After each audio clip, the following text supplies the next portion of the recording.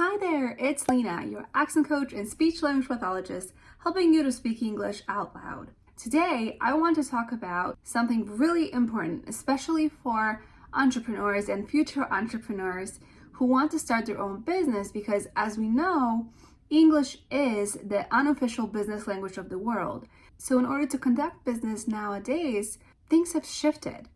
Things have moved online and they will continue to do so. So we have to show up online and do so with confidence so that we can position ourselves as the leaders that we really are. So if you are a little bit anxious and nervous about showing up live on video for many reasons, whether it is because of your accent, because you might be nervous that you're not understood, or because going on video is a big deal, and it's not something that comes easily to a lot of us. Trust me, when I first started with video, it was kind of the last thing that I wanted to do. It took me a long time to get the confidence I needed to show up on video. And not only on video, on live video, and not only on live video, on video in general. It's a big step, but I know if I could do it, you can do it as well.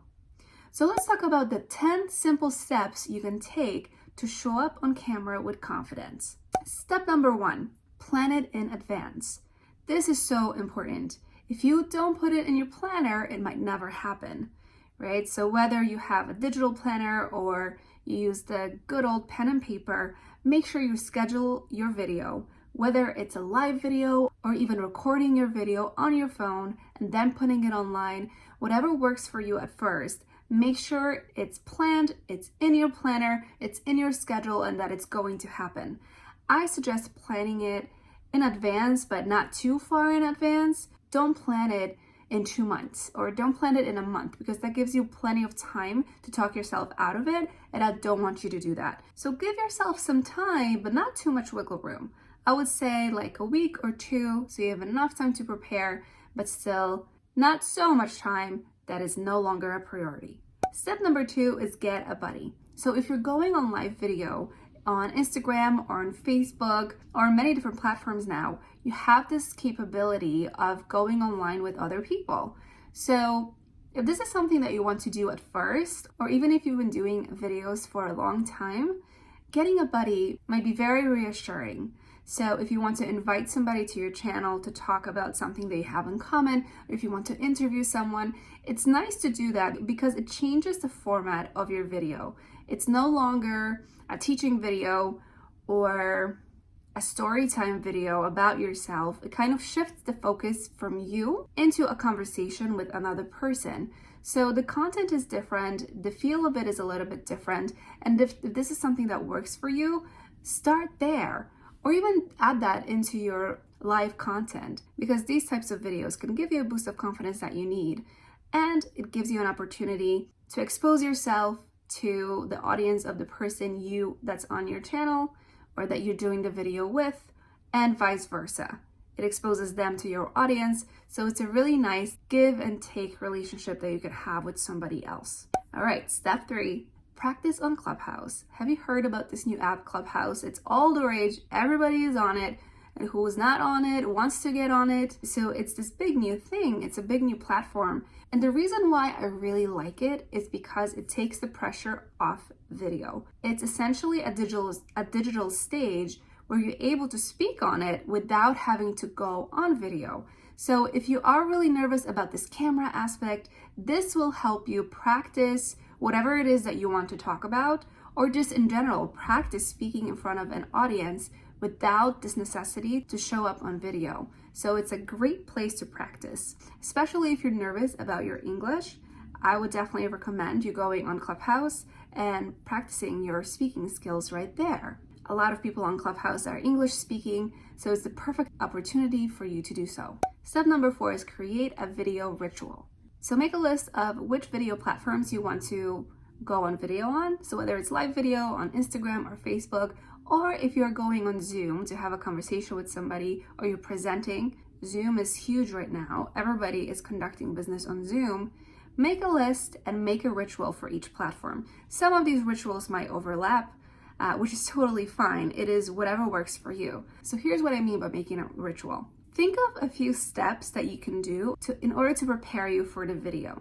So If it is pump up music where you want to play a song that is going to get you in the spirit of going on stage, whether it is brushing your teeth right before to give you that fresh breath that is going to make you feel good about speaking, or whether it is drinking some water right before. There's so many ways that you can go about this, and no matter how you do it, it just has to work for you.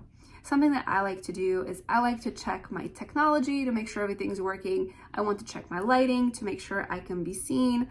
I want to check my background to make sure there isn't any laundry in the background. That happened to me before. So I like to make sure my environment is good and ready to go. And I like to take a few moments to breathe. We're going to talk about breathing in more detail very shortly, but breathing, taking 2 minutes to just breathe deeply and connect with yourself and connect with this present time that you're in is so important, and it really makes a difference for me. Which brings me to step 5, get in the right mindset. So if you're really an anxious person or nervous about going online on video, I want you to think of something that's going to get you in the right mindset.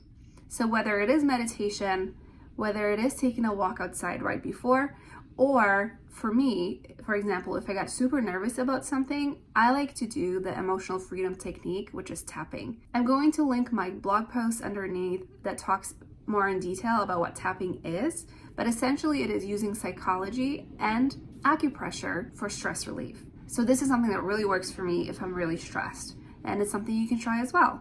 Number 6, I love this one. It's picking a power outfit. Clothes send messages not only to our viewers, but also to ourselves. So you want to make sure you are wearing an outfit that fits your personality. And you can add accessories that you like a necklace, or you can pick colors that emphasize your eye color.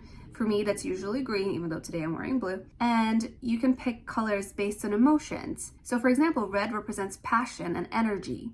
Blue is more calming and soothing. Black represents authority and power. No matter what you pick to wear, just make sure it fits your personal style and it brings out your personality, because if we feel good in what we're wearing, we're going to be so much more relaxed on camera. So this is definitely something to pay attention to when you are dressing for your live videos. Number 7, prepare your notes in advance. Whether it is a script for your video, if you're just starting out, or you really get nervous when you go online, that is totally fine. Just make sure you're not reading it very monotone. There goes my dog. Or make bullet points about what you want to talk about. That's what I do now, even though I started with scripted videos when I first started my podcast last year, because I was so nervous about not really having anything to talk about. I didn't really believe in myself yet. So I felt I needed to have everything written out.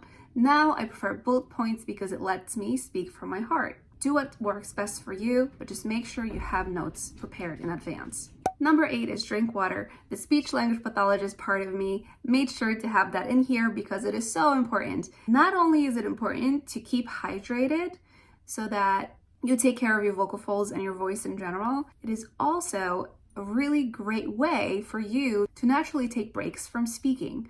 So for example, if you need a minute to think, or if you just need a breather because you've been talking for a while, it is totally natural to pause, take a drink of water, and then get back to what you were talking about.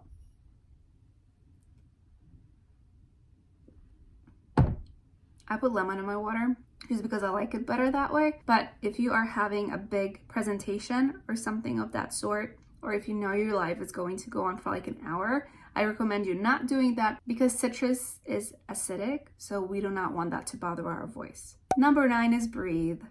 Breathing is so important because not only does it calm your nerves, makes you less anxious, it also allows you to pace yourself and serves as a reminder to not to speak so fast. That happens to a lot of us who are multilingual and English is not our first language. We tend to speak a little bit fast, and there are many different reasons for that. But this is a great reminder. When you follow your breath and you speak on your breath, you know you're not going to speak too fast. It also supports our vocal folds, which we talked about when we talked about water. So for me, it's a huge thing. Definitely don't forget to breathe deeply from your diaphragm when you are presenting anything on video. Number 10, and I think this is the most important step, is be yourself. Let your personality come through. Don't try to be somebody else. Don't try to speak like another person just because they have an amazing brand and you know they have a lot of followers. They do because that works for them. It's who they are. They built that brand based on their own personality, right? So we do not want to adapt any of that in the way that we speak and the way that we show up. So make sure you're being authentically yourself, because people can totally smell that and they can feel it. And if you are being authentic, you're going to create raving fans who are going to follow you for years to come. Whew, you did it. That was 10 simple steps to show up on camera with confidence. To quickly recap, first thing I want you to do is plan it in advance. Number 2 is get a buddy. Number 3 is practice on Clubhouse if you have access to the app. Number 4 is create a video ritual. Number 5 is get in the right mindset. Number 6 is pick out a power outfit. Number 7 is prepare your notes in advance. Number 8 is drink water. Number 9 is breathe. And number 10 is be yourself, because remember, there's nobody else out there like you, and somebody needs to hear your message and your story. So make sure you share it authentically. Thank you so much for tuning into the video. If you enjoyed this video, subscribe to my channel and click that notification bell so you always know when my new video comes out. And I have a gift for you. I have a PDF of exactly what we talked about with extra details right underneath this video. So make sure you download it and that you use it as your guide whenever you come on live video or even when you're recording a video. All right, let me know your thoughts in the comments. Thank you so much for tuning in, and I'll catch you next time. Bye for now.